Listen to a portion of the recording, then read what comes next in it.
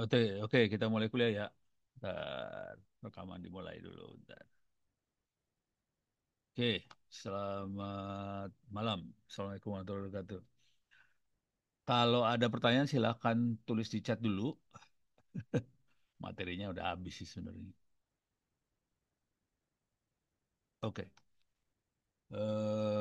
kalau ada pertanyaan silahkan tulis di chat. Kita akan coba. Ini saya dari rumah di Jakarta, bukan di Tangsel. Kita, bentar. Ini belum di share ya? Belum share ya? Oke, saya coba share.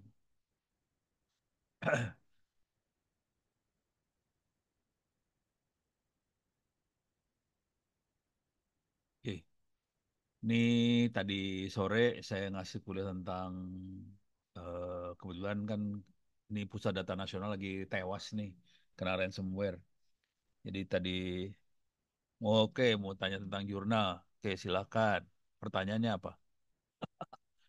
Boleh. Gue mendingan pertanyaan dah daripada nerangin. Sok. Pertanyaannya gimana?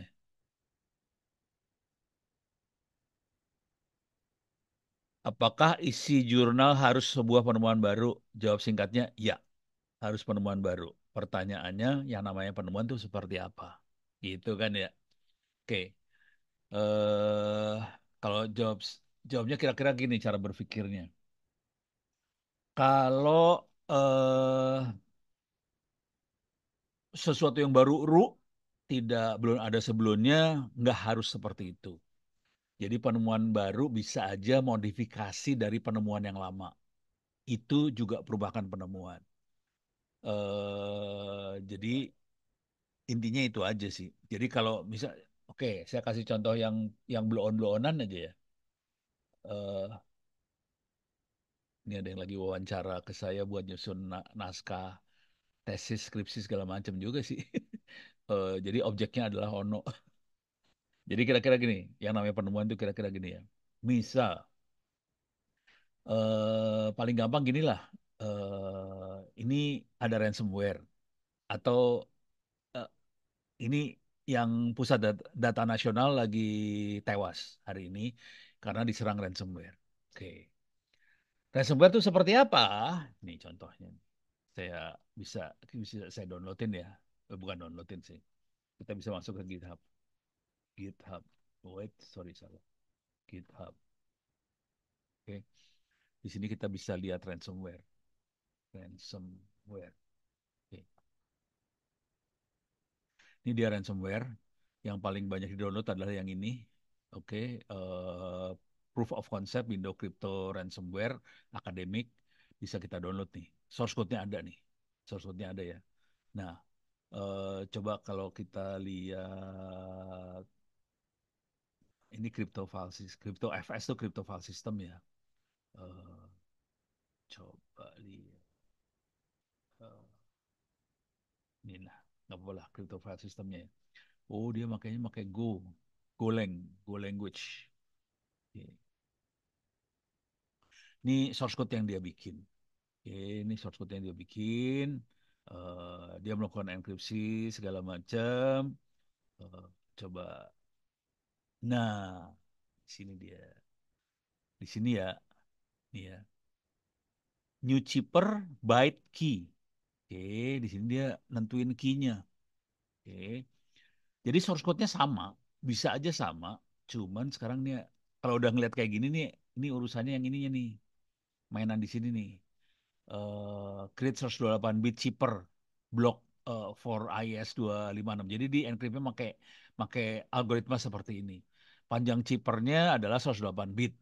Nah, kalau kita modif source code ini, misalnya jangan 128, kita modif misalnya ditambah 32 bit lagi. 128 tambah 32 jadi berapa tuh? 160, 160 bit chipper, lebih panjang ya, lebih susah dijebolin. Oke. Efeknya gimana ke performance dari si ransomware? Jadi sebetulnya kita nggak terlalu mengubah source code yang ada, tapi kita ngerubah ininya, kita modifikasi. Kalau chippernya sekian, efeknya kayak gimana? Itu bisa jadi paper journal, gitu. Kebayang ya? Jadi tidak harus kita membuat. chippernya ini sendiri nggak perlu sih. Ini saya jadiin ya biar pada kelihatan. Jadi kita tidak perlu sampai ngebuat si chipper. Kita bisa modif, kemudian kita bisa bikin laporan. Jadi ini kan 128 bit chippernya. Oke. Terus ini di sini byte key-nya kita masukin.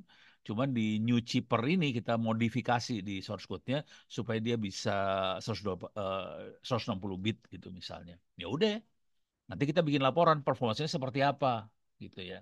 Ini saya kasih contohnya. Contoh paper saya lah. Ntar saya taruh di mana tuh paper ya lupa ya.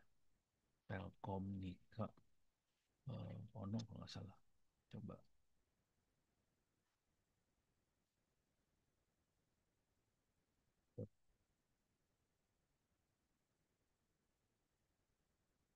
Ini nih. Ini nih. Oke. Ops, ini mah hasil Turnitin. Ntar masuk ke Telkomnika aja ya. Ntar, ini kapan nih? Bulan Juni tahun 2019 ya. 2019 Juni ya. Oh ini ada nih. Ini dia. Oke. Ini paper saya bulan apa sih? Tahun 2020 bulan Agustus. Bisa digedein nggak ya? Oke. Jadi papernya bulan ini dicek sama Turnitin sebenarnya aman-aman aja sih. eh, Agustus tahun 2022 Agustus tanggal 4 ya. Oke. Nah, di sini yang saya lakukan adalah ini kalau ini kebetulan banyak yang barunya sih. Internet offline aja istilah itu munculnya dari Ono gitu ya. Jadi kadang-kadang istilah baru aja bisa jadi paper journal. Jadi waktu kita bikin paper journal, kita bikin aja istilah baru. Jadi orang lain secara bahasa Inggris ini salah loh. Internet offline itu salah. Karena ini kan Inggris ada di MMD ya. Ini kebalik harusnya offline internet ngomongnya. Cuman ono sengajain internet offline, disengajain pakai bahasa Indonesia. Akibatnya ini jadi istilah baru gitu. Jadi istilah aja karena dia baru, yang lain nggak ada yang bikin dengan istilah internet offline, ono langsung tembus masuk. Udah gitu, yang saya lakukan adalah gini nih. Nih kalau ngelihat papernya ya kurang ajar sih sebenarnya kalau tahu caranya. Ini saya membandingkan antara Raspberry Pi, kemudian saya gantikan dengan komputer Core 5, terus saya bandingin lagi sama mini PC. Terus saya kasih tahu efeknya kayak gimana. Raspberry Pi sekian persen performance. Jadi yang saya lakukan sebenarnya nggak susah-susah amat sih. Jadi saya masang Linux di Raspberry Pi, saya masang Linux di komputer dengan 4 core i5, kemudian saya pasang lagi dengan mesin virtual. Kemudian dibandingin hasilnya seperti apa. Udah cuma gitu doang sih. Softwarenya juga free, gratis di sini kalau kita lihat ke bawah di sini. Nih. Oh ini hasil hasil pembandingannya ya. Softwarenya semuanya free sih sebenarnya. Jadi saya tidak bikin software baru. Pakai software yang ada. Nah, ini misalnya nih cara ngetes network kayak gini caranya dikasih tahu. Terus ini hasilnya. Ini hasilnya. Kita bisa lihat perbandingannya. Kalau Raspberry Pi kecepatannya sekian, kalau Asus kecepatannya sekian, kalau lewat WiFi kecepatannya sekian, kalau lewat satu core kecepatannya sekian, 4 core seperti ini. Terus ini ada yang bisa sampai 2 giga bps nih. Kalau direct ini. Jadi hasil pengukurannya ini yang baru tuh ini sebenarnya. Yang barunya adalah hasil pengukuran ini. Gitu. Udah itu aja sih sebenarnya. Beres ya. Jadi baru tuh bukannya semuanya baru kita semua yang bikin enggak. Jadi bisa aja sebagian dibikin oleh orang lain, kita pakai hasil karya orang, tapi kita pakai hasil karyanya di situasi atau sistem yang kita buat. Kemudian kita laporkan hasilnya seperti apa. Paling gampang tuh kalau betul-betul kita kepentok nggak bisa. Kalau ini saya rada gampang yang ini soalnya ini memang Ono bikin sendiri semua. Jadi Ono bisa ngomong ini karya Ono nggak masalah. Kalau yang jadi masalah adalah kita nggak punya kayak karya seperti Ono seperti ini. Nah itu, nah caranya adalah cara berpikirnya sederhana. Dunia itu luas banget. Oke. Konsekuensinya apa yang dilakukan oleh Amerika, apa yang dilakukan oleh Eropa, apa yang dilakukan oleh Jepang, pasti akan beda dengan yang kita lakukan di Indonesia. Jadi apapun sistemnya, misalnya softwarenya sama, softwarenya web Apache, softwarenya Nginx misalnya. Nanti kita tes di Amerika, kita tes di Eropa, di Jepang sama Indonesia, pasti hasilnya beda. Kenapa? Karena di Amerika kecepatannya misalnya internetnya 100 Gbps, di Eropa 100 giga, di Indonesia 100 giga kan pakai doa banget itu kan, jarang banget kita nemuin jaringan 100 Gbps gitu. Di kampus kita aja 1 Gbps aja udah syukur alhamdulillah tuh. Kita ratusan giga. Konsekuensinya kita nanti kalimat ngomongnya gini, software ini kita tes di negara berkembang yang namanya Indonesia dengan kondisi jaringan seperti ini, hasilnya seperti ini. Orang lain, Amerika, hasilnya seperti ini. Ternyata beda Amerika dengan Indonesia. Beda itu adalah temuan. Gitu. Jadi temuan juga bisa berbentuk perbedaan.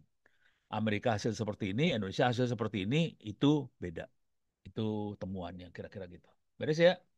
Jadi temuan kayak gitu. Nah, ini sekalian karena lagi ngomongin, ada pertanyaan lagi nggak? Kalau ada pertanyaan silahkan ditulis di chat. Jadi temuan kira-kira kayak gitu. Yang masalah paling besar pada saat Anda nulis paper jurnal atau bikin skripsi, masalah paling besarnya ini mungkin karena dosen-dosen cara ngajarnya runut runut ya. Oh, kalau bikin apa-apa harus tentuin dulu judulnya apa, gitu ya. Ini dosen pada ngajarnya seperti itu, wah kacau tuh. Jadi kalau kita nentuin judul di awal, pasti tewas, pasti nggak akan bisa berhasil dapat. Jurnalnya nggak dapat, skripsinya nggak dapat, susah. Jadi sebaiknya judul terakhir. Oke, terus biasanya habis judul bab satu tolong ditulis. Nah, itu pasti tewas juga tuh. Soalnya bab satu adalah argumentasi tentang temuan kita bahwa ini adalah temuan. Itu adanya di bab satu. Jadi bab satu itu lebih banyak nih kalau mau saya kasih lihat ya. Ini bab satu saya lah. Ini bab satunya. Ini bab satunya. Ini isinya adalah kenapa yang saya lakukan jadi penting. Ini misalnya Indonesian Ministry of Education pengen apa, terus internet itu sangat parah di Indonesia, udah gitu sinyal parah, bisa dilihat dari apa referensi ini. Internet online server murah, udah gitu Raspberry Pi digunakan di sini, ini ada referensinya banyak. Jadi di bab satu tuh banyaknya referensi-referensi terhadap kenapa penelitian kita itu penting. Gitu. Itu bab satu tuh. Terus yang ini juga saya bandingin nih. Yang ini ngebandingkan antara yang saya kerjakan sama yang dikerjakan orang lain. Orang lain di sini adalah Solar Spell. Orang lain di sini adalah Widernet Project. Orang lain di sini adalah Kiwix. Kiwix. Nah, ini yang ngebandingin. Saya bandingin antara mereka sama saya bedanya apa. Ini temuan sih sebenarnya. Gitu ya. Jadi harus harus harus ngerti kayak gitu. Jadi yang pertama, temuan tidak harus kita dari nol. Yang kedua, jangan pernah ngikutin saran dosen maupun siapa-siapa yang harus runut. Tentuin dulu judul, habis itu nulis bab satu, habis itu bab dua, bab tiga, tewas pasti nggak akan selesai. Dan Anda pasti skripsinya pasti mandek ntar kalau dengan cara seperti itu. Oke, ini perbandingan ini baru bisa ditulis kalau kita sudah ketemu temuannya. Jadi saran saya kalau pengen penelitian, apakah itu newspaper jurnal atau skripsi, yang pertama kali ngoprek aja, terus dapetin sesuatu. Dan kita waktu kita dapat, kita belum tahu bahwa itu baru. Gitu. Jadi dapetin aja sesuatu. Nah, cara dapetinnya, jadi yang saya kerjakan pertama kali adalah bukan bikin itu sih. Jadi pertama kali adalah ini ini ini teori yang ini teori nih. Ini teori Internet Offline Framework itu teorinya. Nah, ini teori juga cara developmentnya. Nah, ini mulai nih. Ini ngukur Internet Offline benchmarking. Yang saya lakukan buat ngukur adalah saya ngukur pakai ini SOC, pakai ini ada 3 mesin ya, Raspberry Pi, Asus sama VirtualBox. Tiga ini akan saya bandingkan, gitu ya. Terus yang ukuran pertama adalah network throughput. Ini diukur, dikasih cerita. Cara ngukurnya kayak gimana, hasilnya kayak gimana, cara ngukur network bandwidth gimana, hasilnya gimana. Terus saya harus ngukur juga performance indexnya dari masing-masing sistem operasi seperti apa. Software yang dipakai namanya Unix Bench, hasilnya kayak gimana. Ini hasil ukuran aja. Ini nggak ada urusan sama temuan yang lain. Ini saya nggak bandingin sama orang lain. Ini kita hanya ngukur apa adanya yang kita punya di depan hidungnya kita, sistem yang ada di kita, kita ukur dan kita tulis. Beres ya. Ini nulis langsung. Nah, ini seperti ini. Stressing the web server. Ini biasa aja sih software yang dipakai CH. Ini biasa dipakai di open source segala macam. Referensinya 32 sampai 34. Ini hasil pengukurannya. Ini hasil pengukuran semua. Udah. Nah, sesudah kita dapat pengukurannya, ini ada power consumption. Nah, mulai kita bikin kesimpulan di sini. Kesimpulan dari pengukuran. Jadi langkahnya yang pertama, waktu kita bikin paper jurnal, itu adalah ngukur. Nggak usah, nggak usah apa ya, maksain sesuatu yang baru, peduli amat, perusahaan baru, nggak usah peduli. Pokoknya ngukur ada hasil. Atau kita ngoprek ada hasil. Gitu ya. Hasilnya didokumentasi dalam bentuk tulisan. Udah gitu, kita bikin ini, bikin kesimpulan. Bikin kesimpulan kayak gini. Kesimpulannya, kesimpulannya itu sebenarnya dari hasil pengukuran kita simpulin nih. The main contribution of this paper ini sesudah kecampur semuanya jadi muncul kayak kata-kata seperti dia. Tapi ini kelihatan Raspberry Pi hanya sanggup sekian klien dengan apa? Dengan power banknya akan sanggup jalan berapa jam. Terus nanti apa PC bisa berapa segala macam. Ini hasil-hasilnya ditulis di sini kesimpulannya. Jadi pertama adalah hasil pengukuran. Hasil pengukuran nanti waktu nulis hasil sambil nulis metode. Jadi hasil dan metode tuh nulisnya agak barengan. Karena untuk dapat hasil saya harus jelasin dong metode yang dipakai buat ngukur seperti apa. Jadi itu join tuh antara hasil sama metode. Jadi langkah nulisnya kayak gitu ya. Hasil dulu sama metode. Setelah hasil metode selesai, bikin kesimpulan. Kesimpulannya biasanya cuma tiga empat paragraf aja. Jangan banyak-banyak. Tiga empat paragraf. Ini kan cuma tiga nih. Satu, dua, tiga. Oke. Nah ini semua setelah punya hasil, metode, sama kesimpulan, langkah selanjutnya adalah nulis abstrak. Uts, kebablas. Nulis abstrak. Ini abstrak nih. Ini abstrak. Abstrak ini satu paragraf 200 kata biasanya. Jadi satu paragraf 200 kata. Abstrak cara paling gampang adalah eh, cara cara bikin abstrak tuh gini nih, cara cara paling blow onnya ya. Blow on. Ini teknik bikin abstrak paling blow on di dunia nih. Jadi paling gampang tuh gini dulu nih. Nih saya ambil, ini saya ngambil ya. Ini hasil kesimpulannya saya ambil. Nih balik lagi ke atas. Network throughput. Nih, oke. Copy. Oke. Masukin aja ke Gemini. Gemini. Oke. Create three paragraph summary from the following text. Ups, salah. Teksnya belum ditulis. Eh, Nggak ada, bingung dia. Harusnya saya tulis gini ya. Harusnya dibikin gini ya. Create three paragraph summary from the following text.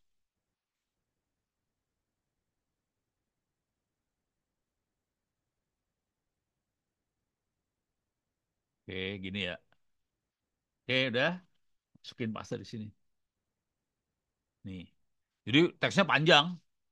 Teksnya panjang. Nah, langsung dia dapat kesimpulan ini. Jadi apa yang kita dapat dari Gemini ini kesimpulannya sih sebenarnya. Nih. Oh, tapi dia nggak bisa bikin 3 paragraf. Tapi dia bikin sekitar 5 paragraf nih. Ini paragraf hasil karya dia nih ya. Tapi nanti harus dibaca lagi, jangan khawatir. Saya biasanya nulisnya dalam bahasa Indonesia dulu sih, jangan bahasa Indonesia nanti diterjemahin ke bahasa Inggris. Biasanya gitu. Jangan langsung bahasa Inggris tewas, biasanya pingsan kalau langsung bahasa Inggris. Ini udah dapat kesimpulan kan? Udah gitu, setelah dapat kesimpulan, saya bikin gini nih. Right,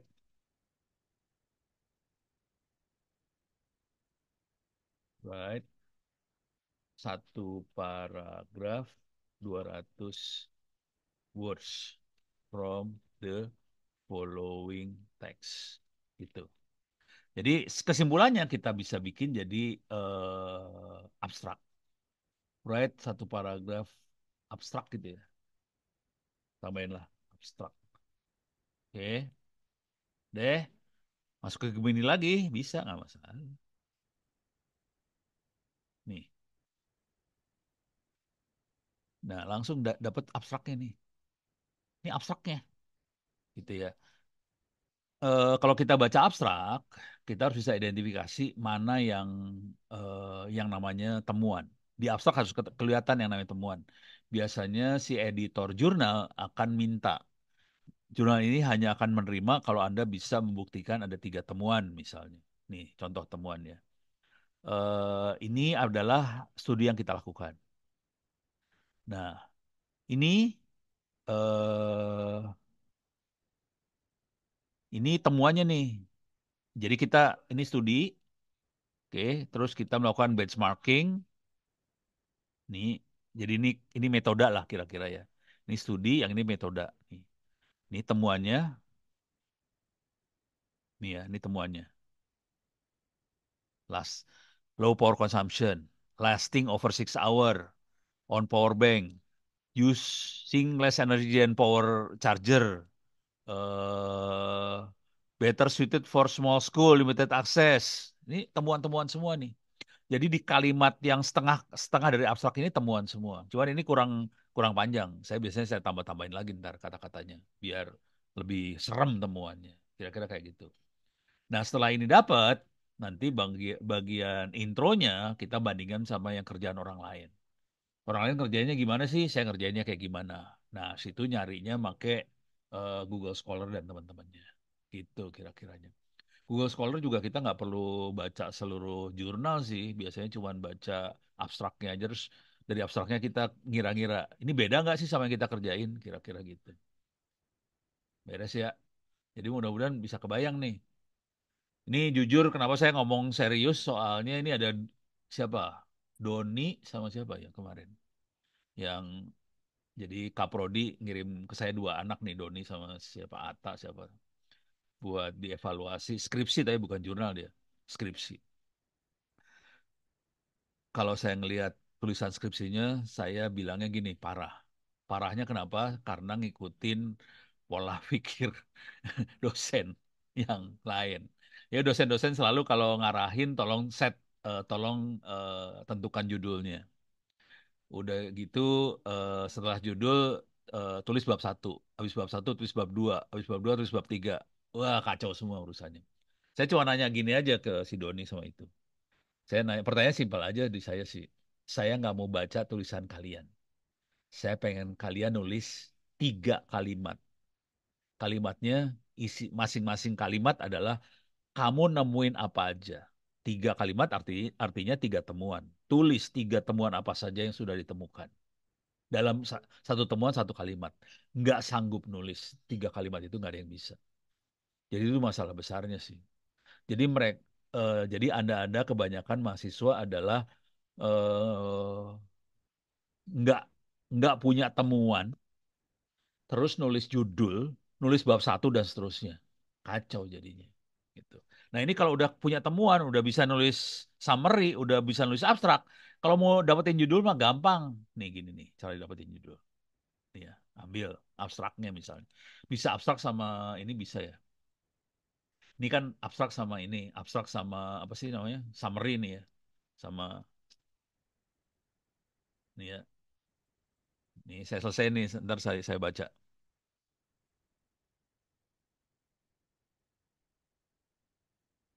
Nih ya. Ini saya jadi satu ya. Sekarang saya tinggal nulis. Kalau untuk nulis judul, cuman gini aja untuk menentukan judul ya. Dan choose the best title for the following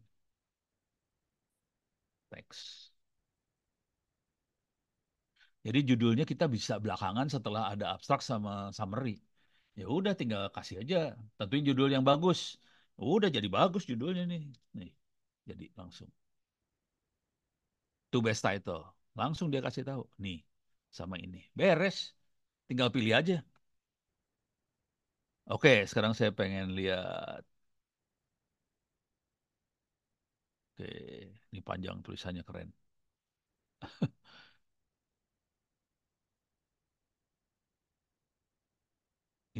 Jadi intinya tentang pembelajaran berhasil pelatihan di SMK. Kebetulan saya juga mengajar salah satu SMK swasta di Jombang. Oke, nggak masalah. Nah, di sekolah tersebut saya mendirikan program intinya tentang pelatihan. Oke, materinya di sini beragam. Jaringan, fiber optik, perakitan komputer, marketing. Untuk saya hanya siswa-siswi di sekolah tersebut yang minat saja. Sebenarnya untuk materi ini pelatihannya hampir sama saja dengan materi pembelajaran di kelas. Tapi anak-anak lebih suka belajar di pelatihan karena dapat sertifikat, passion mereka. Apakah hal ini bisa dijadikan paper jurnal? Oke, saya nanya balik nih ke Mas Raihan. Nanyanya sederhana aja nih, pertanyaan sederhana. Coba tolong dimasukkan ke kepala kita masing-masing. Pertanyaan sederhana aja. Ada berapa SMK atau SMA swasta di Republik Indonesia yang punya pelatihan seperti ini eh, yang sifatnya skill? Pelatihan jaringan, fiber optik, pelatihan komputer, MS Office mungkin banyak ya. Digital marketing banyak ada nggak? Gitu aja simple. Kalau nggak ada berarti ini udah mulai baru nih. Gitu aja.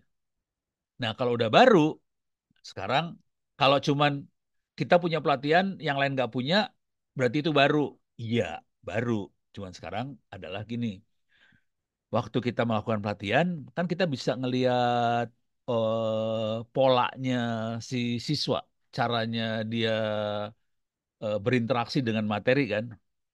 Nah, ini Jombang aja belum ada ya. Belum, coba nanti googling aja. Tolong googling. Di Republik Indonesia ada nggak sih SMK yang seperti ini gitu. Kalau ada, mereka caranya gimana? Hasilnya seperti apa? Apa bedanya hasil mereka dengan hasilnya kita? Bedanya itu namanya sesuatu yang baru. Kalau mau lebih keren, jangan bandingin sama Republik Indonesia. Bandingin sama vocational school yang ada di dunia. Di dunia ada nggak cara mereka seperti apa? Tapi kalau saran saya sih gini deh, jangan semua disekaligusin. Jangan jaringan fiber optik segala macam sekaligusin. Satu fokus aja dulu, misalnya digital marketing. Ada nggak topik digital marketing di vocational school di dunia? Kalau ada, bentuknya seperti apa? Apa bedanya digital marketing yang ada di Jepang, ada yang di Amerika, ada di Eropa dengan yang ada di Indonesia? Pola ngajarnya seperti apa? Bedanya di mana? Terus bagaimana anak-anak ini bisa berinteraksi dengan si materi? Anak-anak di Jepang caranya kayak gimana di ini, coba kita kita coba ya, kita nyoba beneran nih asli, cara cara cara nyarinya gini aja nih, Scholar Google.com, kita pakai Google Scholar cara nyarinya. Nah caranya misalnya digital marketing karena kalau digital marketing kan jadi bisa buat universitas segala macam, kita fokus yang buat vocational school itu kan deh, kita lihat nih, ini udah ada beberapa nih. Oke, ini UNES ACID, ini k6m.org. Ini, nah caranya ini dibacain abstraknya satu-satu, bacain abstraknya satu-satu. The Influence on Innovation and School Performance. Wah, masuknya di jurnal komputer sama matematik lagi. Oke, kita cobain, kita baca abstraknya. Ini ada abstraknya nih. Ini bacain abstraknya. Dibacain abstraknya. Kalau bisa abstraknya disimpan juga karena nanti akan kita pakai buat perbandingan antara yang kita kerjakan dengan yang dia kerjakan gitu ya. Nah ini abstraknya disimpan nih, nah ini lebih keren nih, ada grafiknya segala macam. Oke, kenapa grafiknya seperti ini nggak tahu, harus dibaca. Ini udah mulai kelihatan kan? Nah, ini terus kita bisa ngelihat bagaimana cara mereka mempresentasikan tentang si digital marketing buat vocational school. Cuman ini kayaknya bukan marketing of teaching fact. Ini kan ini bukan tentang digital marketing. The marketing of teaching factory product through online e-commerce at fashion design vocational high school. Jadi ini lebih ke SMK fashion tuh apa sih? Tata Boga ya? Ya nggak tahu lah itulah. Gitu ya. Jadi harus cari yang benar-benar cocok sama kita terus bandingin. Jadi apple to apple bandingannya. Jadi harus sama bandinginnya. Dia gimana caranya, kita gimana caranya. Nah, pasti akan beda. Dijamin halal nggak mungkin sama persis. Pasti beda. Beda itu yang jadiin bahan kita buat paper jurnal. Gitu. Ini udah enak nih materinya ada banyak nih, ada jaringan, fiber optik, perakiraan komputer. Kalau MS Office saya nggak terlalu ya, soalnya kemungkinan banyak yang lain tuh banyak MS Office juga. Digital marketing keren banget, pelatihan soft skill bisa dilihat-lihat. Jadi caranya kayak gitu sih, bandingin aja. Nah, ini saya kasih lihat contoh yang pernah kita kerjain. Ini kerjaan tolol banget sih sebenarnya, kalau tahu. Dan ini masuk ke jurnalnya Q2 di Korea, tembus Q2 ke Korea. Jadi eh, kita bikin namanya CTF Hacking Competition ITTS. Jadi ITTS bikin hacking competition. Biasa aja kan. Selamat kepada juara Olimpiade Hacking CTF ini biasalah. Nggak istimewa-istimewa amat. Terus masuk ke Detikcom biasa aja masuk ini eh nih masuk ke Detikcom 10 juara Olimpiade Hacking 2003 dari SMA. Ini biasa aja. Ini nggak ada yang istimewa. Coba saya kasih lihat ininya ya.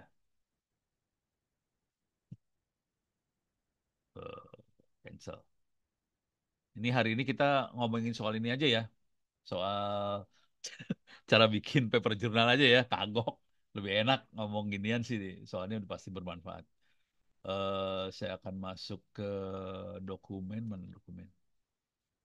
A, B, C, D. Dokumen CTF.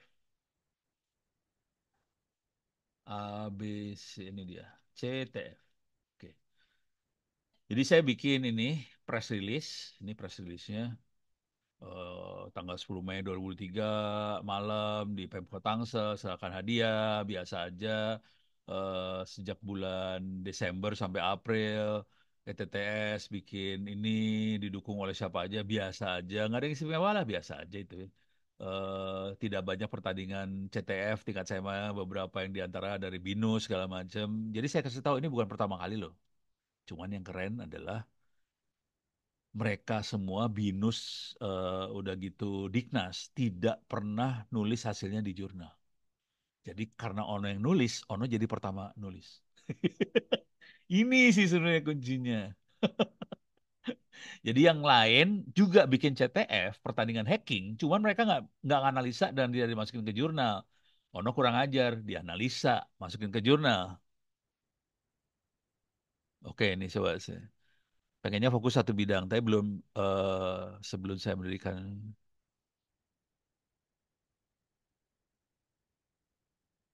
Ini juga bisa sih.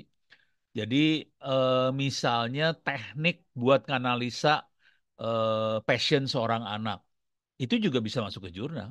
Jangan khawatir, nggak harus tentang si pelatihannya. Teknik analisa passion anak itu bisa masuk ke jurnal dan ini harusnya masuk ke kuliah data science sih sebenarnya.